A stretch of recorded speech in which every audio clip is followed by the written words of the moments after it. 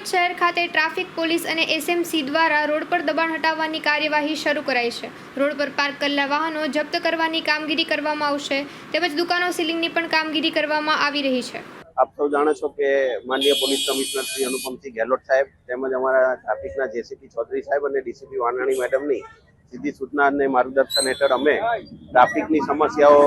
ઓછી થાય, નાગરિકોને ઓછામાં ઓછી તકલીફ પડે એના માટે ઘણા સમયથી ડ્રાઈવ ઝુંબેશો અલગ અલગ ચલાવી રહ્યા છે। જેમાં સીપી સાહેબ તરફથી રોડ પરના ખાસ કરીને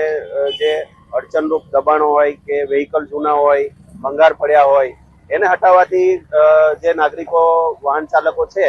એમને એક સ્મૂથ રોડ મળે અને એ લોકો જ્યાં જવા માંગતા હોય ત્યાં સારી રીતે જઈ શકે એના માટે ઘણા દિવસથી પ્રયત્નો હાથ ધરવામાં હતા। થોડા દિવસ પહેલા સીપી સાહેબ તરફથી સૂચના હતી કે માન દરવાજાથી ભાટેના તરફ જે રોડ જાય છે ત્યાં પુષ્કળ પ્રમાણમાં જૂના વેહિકલોનું દબાણ અને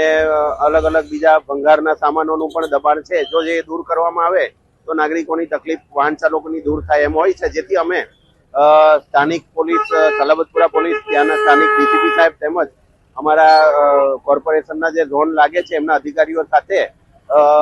ચર્ચા વિચારણા કરી આજ રોજ અમારે આ જે રોડ છે એનું તમામ દબાણો અને સાફ સફાઈનો એક કાર્યક્રમ હાથ ધરવામાં આવ્યો હતો, જેના કારણે આજે માન દરવાજાથી ભાટેના સુધીનો રોડ ક્લિયર કરવામાં આવ્યો છે। જે વાહનો અમારે ટોઈંગ કરવાની જરૂરત લાગી છે એને અમે ટોઈંગ કર્યા છે અને હવે અમે આરોગ્યના ટીમની રાહ જોઈ રહ્યા છે જે એ લોકો આવીને સફાઈ કરે અને રોડની જે ટીમ આવે તો રોડ એક ફિનિશિંગ થઈ જાય તો કમ્પ્લીટલી એક નવો રોડ મળી જાય એમ છે અને વાહન વ્યવહાર રાબેતે મુજબ ચાલે એમ છે। ટ્રાફિક અડચણરૂપમાં અમે અહીંયા કાયમી પોલીસનો પોઈન્ટ પણ એક મૂકવા માંગ્યા છે, જેથી કરીને રોજિંદા એના પર નજર રહે અને વાહન વ્યવહાર ચાલે છે કે કેમ, પ્લસ કે આ સફાઈ કામગીરીને રોડ બન્યા બાદ ફરીથી કોઈ દબાણો ચાલુ ના થઈ જાય એના માટે અમે એક અલાયદો પોઈન્ટ અહીંયા શરૂ કરવા માંગીએ।